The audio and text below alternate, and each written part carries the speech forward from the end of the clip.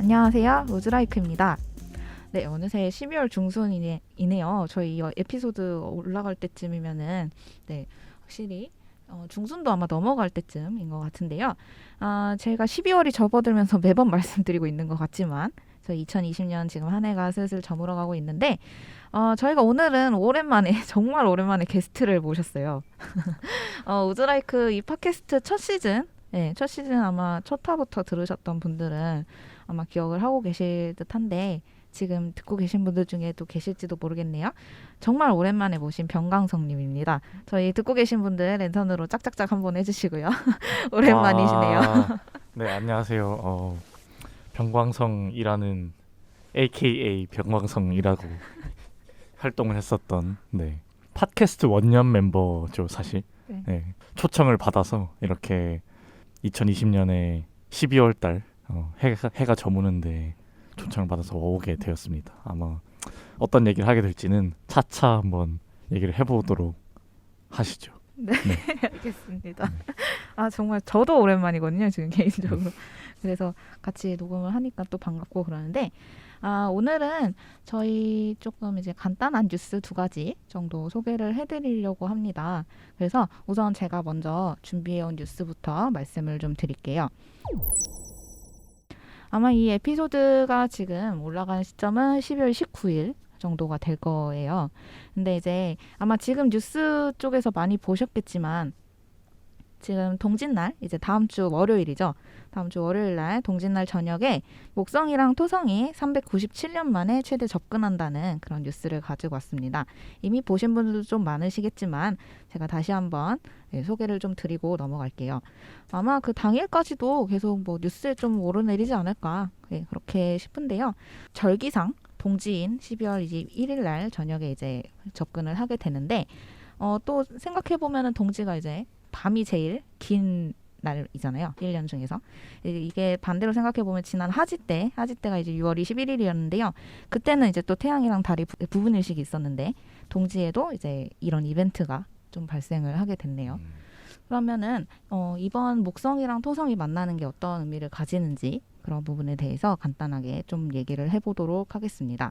먼저 목성이랑 토성의 그 공전 주기를 한번 살펴볼게요. 태양의 공전 주기를 보면은 목성이 약 11년, 12년 정도 되고 토성이 약 29년, 약 대략 30년 정도 되죠. 그래서 이제 목성이랑 그 토성의 회합 주기, 그러니까 이제 태양 지구 기준으로 일직선되는 그 주기를 보면은 목성이 1.095년 그리고 토성이 1.035년 정도 되는데 이거를 다 합쳐서 계산을 해보면 약 20년을 주기로 해가지고 두 행성이 좀 가까워졌다가 멀어짐을 반복을 하게 됩니다. 그래서 이게 이제 올해 지금 그 접근을 이 주기를 따라서 하게 되는데 가장 최근에 올해를 제외하고 가장 최근에 목성이랑 토성이 근접했던 해는 2000년 5월 28일이었어요. 진짜 딱 20년 전이거든요. 역시 계산이 정확하네요. 그렇죠. 네. 그래서 진짜 이제 이때는 근데 2000년 5월 28일은 그 접근을 하긴 했어요. 좀 근접을 하긴 했는데 태양이랑 너무 가까워서 제대로 관측하기는 좀 힘들었고 그다음에 저희가 이제 저희 시점에서 행성을 보는 그 각거리라고 하는데 그게 1.15도 정도라고 해가지고 둘이 붙었긴 했는데 조금 떨어져 보이는 약간 근접을 하긴 했는데 꽤 떨어져 보이는 그런 정도이기는 했어요. 그러면 올해 이제 그 동짓날 보게 될 이번 최대 접근은 어떨까요? 한번 살펴보면은 이번 접근은 일단은 이제 그 접근 시기를 보면은 12월 21일 월요일 밤 10시 24분. 10시 24분 염소자리 부근에서 최접근을 한다고 나와 있습니다. 그러면 이거를 이제 저희 관측 기준으로 설명을 했을 때 서울 기준으로 목성이랑 토성이 이제 지는 시간이 있어요. 서쪽 하늘로 지는 시간은 오후 7시 37분, 38분 이렇게 되거든요. 근데 그렇게 되면은 최대 근접 시간은 밤 10시인데 이미 저희가 그 7시 한 40분 정도면은 둘 다 넘어가 버린 상태인 거잖아요. 결국엔 그렇기 때문에 가장 완전 근접한 시간에 저희가 밤하늘에서 그 두 행성을 대놓고 보기는 힘들어요. 네. 그리고 또 요새 일몰이 좀 빠르잖아요. 네, 그렇기 때문에 해가 지는 것까지 같이 고려를 했을 때 아무리 이제 우리가 진짜 딱 각을 잡고 기다린다고 해도 이렇게 딱 그 밤 늦게 그 두 행성을 한꺼번에 관찰하기는 좀 힘들고요. 그래서 이제 한 오후 7시 정도 그 정도 해서 서쪽 하늘 그리고 보통 뭐 기본적인 조건 있죠. 하늘 좀 탁 트인 장소라든가 이런 곳에서 볼 수 있는 거죠. 그래서 사실 관측 조건이 엄청 막 좋은 편은 아니기는 해요. 사실 최대 이렇게 딱 붙은 모습까지는 좀 보기 힘드니까. 네, 그래도 일단은 그 접근한다는 자체를 봤을 때 이번 대접근 시에 그 행성 간의 그 각거리를 보게 되면은 아까 2000년 5월 28일 가장 최근이었던 그때 그 접근 때가 1.15도 정도라고 했는데요. 지금 이제 다음 주 하게 될 접근은 0.1도 정도가 돼요. 네, 굉장히 근접한 거거든요. 그래서 되게 2000년이랑은 비교할 수 없을 정도로 가깝긴 하는데 이게 기록을 보면 지난 1623년 7월 16일에 기록된 그 거리가 있는데 이때 각거리가 0.08도였어요. 네, 그래서 이때 이후로 가장 가까운 접근이라고 하네요. 그러면 진짜 397년 만에 최대 접근이 맞는 거죠. 네, 그래서 어떻게 보면은 거의 400년 만에 네 가장 근접을 한 거니까 꽤나 의미가 있다고 볼 수가 있는데 문제는 이때 1623년 때 접근을 했던 거는 그 이때도 태양과의 거리가 가까워가지고 관측을 제대로 못했대요. 네, 분명히 진짜 엄청 가깝긴 했는데 0.08도로 누군가는 누군가는 이렇게 했으니까 아마 기록이 남아 있을 텐데 그러다 보니까 결국 일반적으로 이제 관측이 진짜 어떻게든 뭐 물론 저희가 최대 그 접근하는 시점을 보기는 힘들지만 어쨌든 간에 관측을 할 수 있는 시점이 있는 거는 그걸로 계산을 해보면은 1226년 이후 최초라고 하네요. 그러니까 거의 한 800년 만에. 네. 사실 엄청 대단한 사건이긴 네. 하네요. 이게 뉴스에서 봤을 때 이렇게 크게 막 엄청 중요하게 다뤄지지는 않을 수도 있고 가볍게 보고 넘기실 수도 있는데 그 같이 이렇게 접근한다는 것 자체만을 놓고 봤을 때는 상당히 오랜만에 그렇죠. 0.1도면 보름달이 0.5도 정도 되니까 밤하늘에서 0.1도면 상당히 가깝죠. 네, 정말 가깝죠. 달이 크다고 해도 뭐 그렇게 그렇죠. 하늘에 비하면 조망만 하니까. 그렇죠. 그래서 물론 이제 당일날 근데 관측을 하게 되면은 아무래도 워낙에 지금 거리가 말씀하신 것처럼 굉장히 가까워가지고 딱 봤을 때는 그냥 육안으로만 봤을 때는 거의 겹쳐 있는 것처럼 보일 거예요. 사실 그렇죠. 이렇게 뭔가 딱 그렇다고 뭐 경계가 딱 이렇게 구분지어서 나타난다기보다는 어느 정도 거의 붙어 있는 것처럼 모호하게 그렇게 보이기는 할 거예요. 그리고 접근 당일에 목성 그 겉보기 등급이 -2등급, 그 다음에 토성은 0.5등급 정도로 해서 아무래도 주변 중에서는 제일 밝을 거라고 예상이 된다고 하니까 그래도 이제 해질녘에 잊지 말고 한 번씩 좀 챙겨 보셔도 좋을 것 같거든요. 워낙 지는 시간이 이르니까 그것만 탁 트인 곳을 잘 찾아야 되겠네요. 1시간 반 정도 여유가 있을 테니 밤하늘에서 한 20도 높이 될 테니까 서울에서는 쉽지 않죠. 그렇죠. 빌딩들을 다 제거하고 봐야 되는데 그 사이 틈을 찾기가 되게 특히 서울은 좀 힘들지 않을까. 쉽지 않을 것 같아요. 그런 생각이 좀 들어서 살짝 아쉽긴 하지만 어쨌든 그래도 저희가 어느 시점에서든 간에 관측할 여지가 있다는 점이 조금 의미가 있는 거라서 그렇기 때문에 혹시라도 이런 조건들을 모두 극복하고 보실 수 있다는 분들은 한 번씩 꼭 찾아보셔도 참 좋을 것 같은 그런 시기가 아닌가 그런 생각이 들고요. 물론 이제 이게 계속 이제 공전을 하기 때문에 행성들이 공전을 하니까 앞으로도 20년 주기로 가까워지는 거 계속 반복이 될 거예요. 그래서 지금 이제 2020년이죠. 다음은 2040년이네요. 갑갑하네요. 2040년이면 몇 살이야? 2060년 점점 이제 늘어날 텐데 뭐 이제 숫자로만 말하니까 사실 그렇게 크게 실감은 안 나지만 그래도 이런 식으로 아마 유관 관측 조건이라든가 이런 것들이 잘 맞아떨어지는 시기는 아마 앞으로 계속 보기는 힘들 거라고 생각이 되거든요. 그래서 아마 지금 며칠 안 남았으니까 듣고 계신 분들 한번 장소나 이런 거 좀 잘 생각해 보시고 시기나 이런 거 맞으시면은 한번 좀 잘 다녀와 보셔도 참 좋을 것 같아요. 그래서 오늘 제가 한번 이런 소식을 가지고 와봤습니다. 너무 가볍게 뉴스 보시고 넘기지 마시고 한번 그래도 몇백 년 만에 의미 있는 현상을 관측을 하는 거니까 기회 되시는 분들은 한 번씩 찾아보셔도 참 좋을 것 같아요. 그러면 제가 여기까지 뉴스를 좀 들고 왔는데 이번에는 저희 병강선님께서 오랜만에 말씀을 해주실 차례인데요. 병강선님께서 준비해주신 뉴스는 어떤 건지 한번 말씀해 주시겠어요? 네. 천문학에 조금 관심을 두고 계신 분들이라면 뭐 영화 컨택트 같은 것들 또는 칼 세이건이라는 이름을 한 번쯤은 꼭 들어보셨을 텐데요. 칼 세이건은 뭐 워낙 코스모스로 유명하니 그쵸. 뭐 천문학에 관심이 없더라도 한 번쯤은 들어봤을 법한 이름이죠. 이제 그런 분들과 또는 그런 영화들과 연결이 되어 있는 가장 천문학에서 유명한 시설 중에 하나가 아레시보 전파 망원경이라는 것이 있습니다. 네.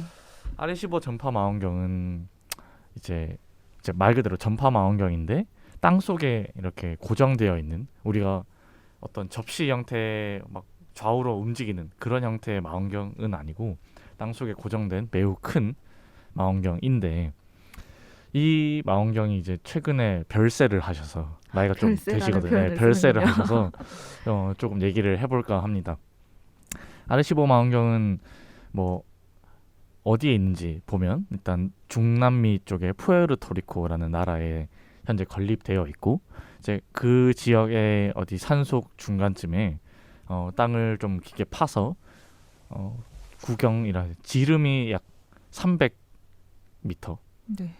지름인 거예요? 반지름인 거예요? 아무튼 305m 정도의 사이즈를 가지고 네. 있는, 원래 세계에서 가장 컸지만 최근 2016년 즈음에 중국의 500m 망원경에 맞아요. 밀리면서 이제 세계에서 두 번째로 큰 전파 망원경의 지위를 가지고 있었었죠.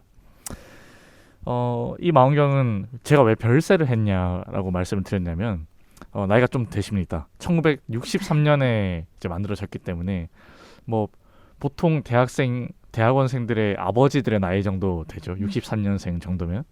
그래서 나이가 좀 되시는데 현역으로 최근까지 활동을 하시다가 불의의 이 사고를 당하시면서 돌아가셨습니다. 네. 1963년에 건립된 이후 그 당시에 이제 많은 이슈들은 그런 게 있었죠. 우리가 정말 유일한 생명체인가? 외계 맞아요. 생명체는 없는가? 이제 그런 것들에 많은 모티베이션을 받아서 그 당시 천문학자들이 많이 했던 일들은 외계 생명체에게 우리를 알리자, 네, 또는 맞아요. 외계 생명체를 찾아보자, 이런 뭐 세티 이런 게 많이 있었죠. 이제 그 일환으로 칼 세이건이 주도를 해서 우리 지구 사람들의 정보를 외국에 알려보자 해서 많은 전파 신호를 아레시보를 통해서 보냈었어요. 이제 그 신호에 담고 있던 거는 이제 1974년에 그런 신호를 보냈었는데, 뭐 예를 들면 지구에는 숫자라는 걸 쓴다. 1에서 10까지. 그리고 생명이, 우리가 생각하기에 생명이라는 게 탄생하려면 탄소, 수소, 산소, 질소, 인 같은 것들이 있어야 되니까 그런 것들에 대한 정보, 그리고 뭐 유전 정보를 우리는 DNA에 가지고 있으니까 DNA의 염기 서열이 어떻게 되어 있고 몇 쌍을 가지고 있고 뭐 이런 것들에 대한 정보, 그리고 인간의 모습, 뭐 키, 세계 인구수, 아마 그 당시면 뭐 한 50억쯤 됐으려나요? 뭐 아무튼 지금 70억이니까 막 뭐 한 그때도 50억 많긴 정도? 했네요. 네. 그리고 뭐 태양계 속의 지구의 위치. 네. 아무래도 태양계를 찾더라도 아무리 엄청 우리보다 뛰어난 문명이라면 모르겠지만, 우리랑 비슷한 문명이라면 사실 태양만 볼 수 있지 지구를 보긴 쉽지 않을 테니, 이제 그렇죠. 태양계에 있는 우리의 위치, 뭐 이런 정보들을 다 실어서 많이 보냈다고 합니다. 그 메시지는 누군가는 받게 될 텐데, 뭐 아직 답신이 없는 거 보니 아직 그쵸. 한 40년 동안 열심히 날아가고 있는 전파가 되지 않았나 싶고요. 그래서 이 망원경은 이러한 민간 또는 외계인에 관련된 일을 했지만, 실제로는 천문학자들이 상당히 잘 활용하고 있는 망원경이기도 했습니다. 왜냐하면 보통 천문학자들이 사용하는 전파 망원경은 관측을 할 수 있는 이 파장 대역 또는 주파수 대역이 상당히 좁게 설정이 돼 있어요. 그러니까 뭐 예를 들면 어떤 전파 망원경은 1에서 뭐 50GHz 뭐 이런 정도의 범위, 뭐 어떤 전파 망원경은 100에서 뭐 1000GHz의 범위, 이런 식으로 되어 있는데, 아레15 같은 경우에는 50MHz부터 10GHz까지 이렇게 넓게 대역폭을 사용을 하고 있었기 때문에 다양한 과학 연구들에서 특히 천문학 연구들에서 사용이 되어 왔거든요. 그 약간 지름이 큰 것도 영향이 있는 건가요? 확실히 그 영향이 있죠. 왜냐하면 예를 들면 수소, 우리 우주에 가장 많은 물질 중에 하나가 수소잖아요. 네. 사실 가장 많은 물질 중이 아니고 가장 많죠. 네. 가장 많은 물질이 수소인데 수소를 우리가 관측을 하는 게 그렇게 쉽지는 않아요. 생각보다. 왜냐하면 상당히 많지만 연하게 분포하고 있기 때문에 얘네를 잘 관측하려면 큰 망원경이 필요하고 그래서 RL15 같은 망원경들이 수소 관측을 위해서 많이 사용이 됐어요. 그래서 RL15가 그러니까 현재 천문학자들이 아직도 사용하고 있는 이 카탈로그 중에 RL15가 수소를 전 하늘에서 관측할 수 있는 전 하늘에서 매우 많은 은하들에 대해서 관측을 한 알파파라는 뭐 서베이가 있는데 이제 그런 자료들을 현재도 쓰고 있거든요. 이게 50년이 넘은 망원경임에도 이걸 이용해서 만들어낸 자료들을 아직도 쓰고 있고 좋은 레퍼런스 자료로 사용을 하고 있으니까 이게 얼마나 강력한 망원경이었는지는 뭐 그런 쪽에서 단적으로 알 수 있는 거죠. 단순히 넓은 주파수 대역을 보는 것뿐만 아니라 이제 구경이 크니까 300m씩 되니까 이거를 활용하면 좀 약한 신호도 쉽게 잡아낼 수 있고 이제 그렇죠. 그러한 장점들이 있었던 거죠. 네네.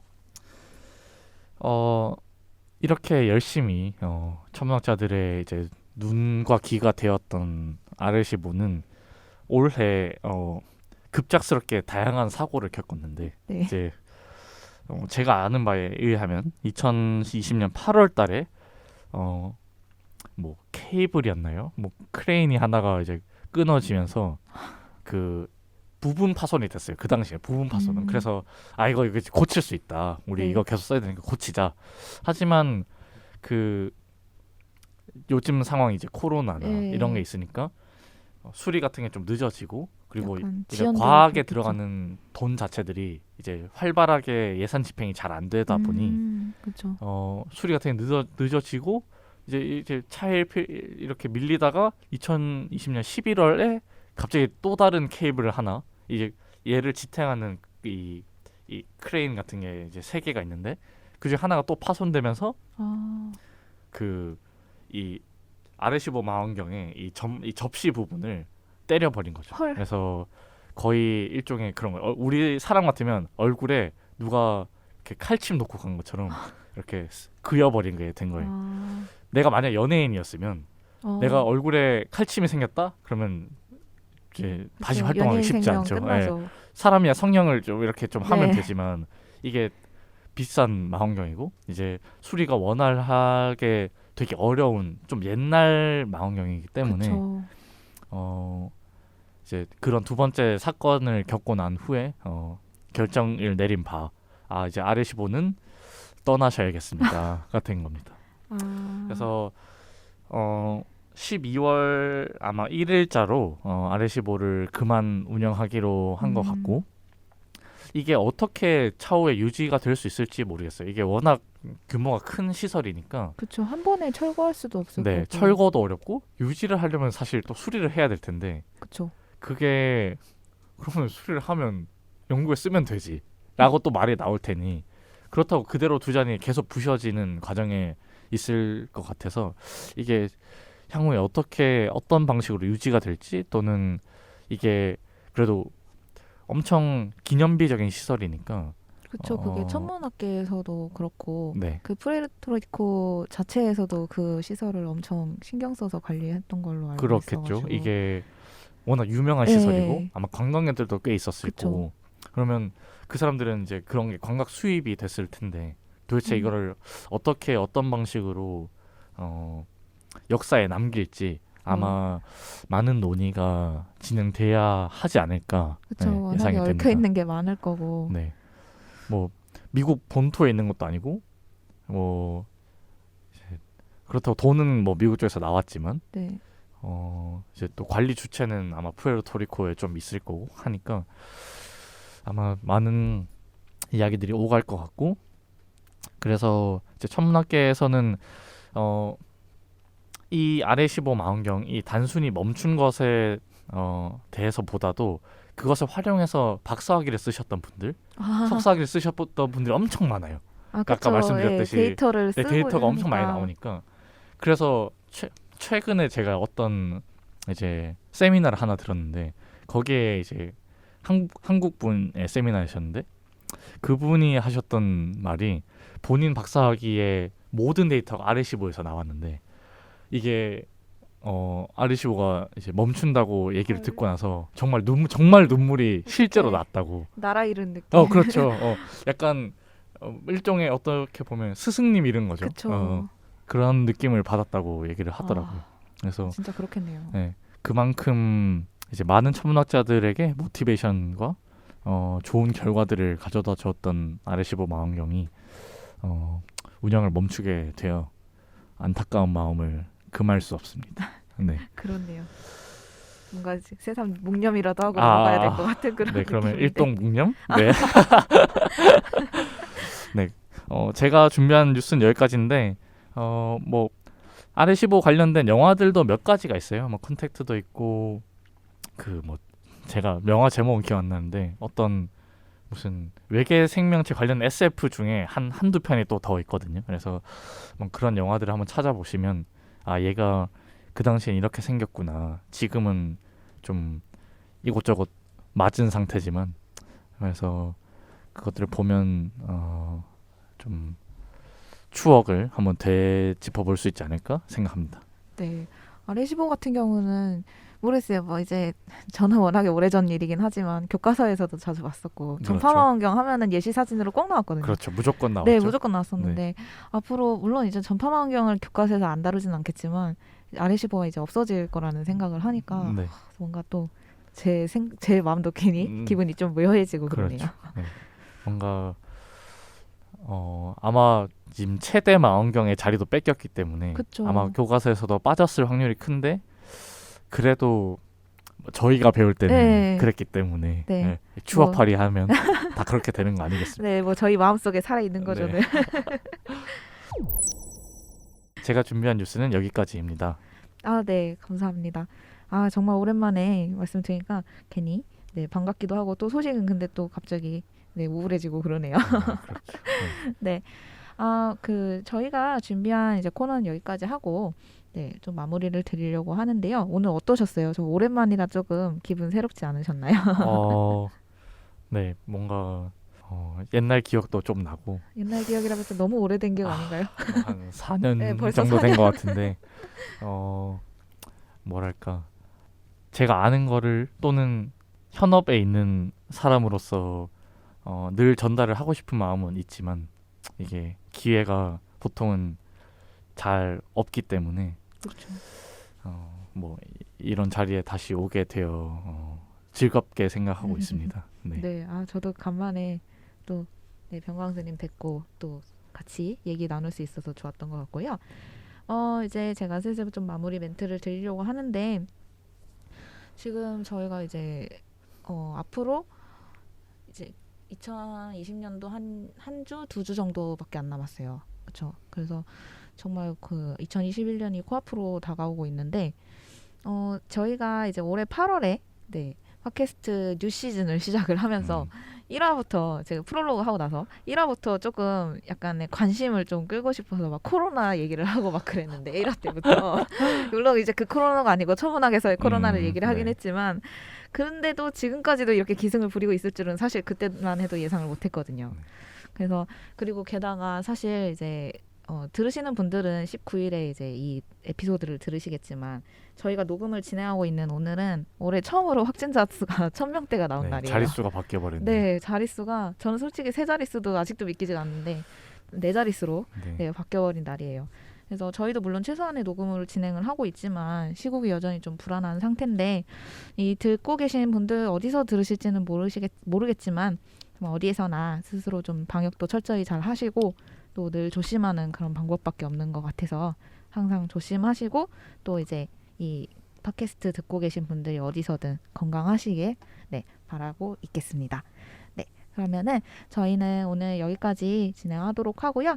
다음 주에 저희 아마 다음 주면은 벌써 12월 마지막 주라서 아마 와우. 우즈라이크 연말 결산을 하게 될 것 같아요. 와우. 그래서 제가 그때 또 연말 결산 한번 하러 오도록 하겠습니다. 그러면 저희 오늘 여기까지 하도록 하고요. 지금 이 팟캐스트는 이제 늘 제가 말씀드리지만 시립서울천문대원으로 진행되고 있습니다. 지금까지 저희 대한민국 우주외교관 우즈라이크였습니다.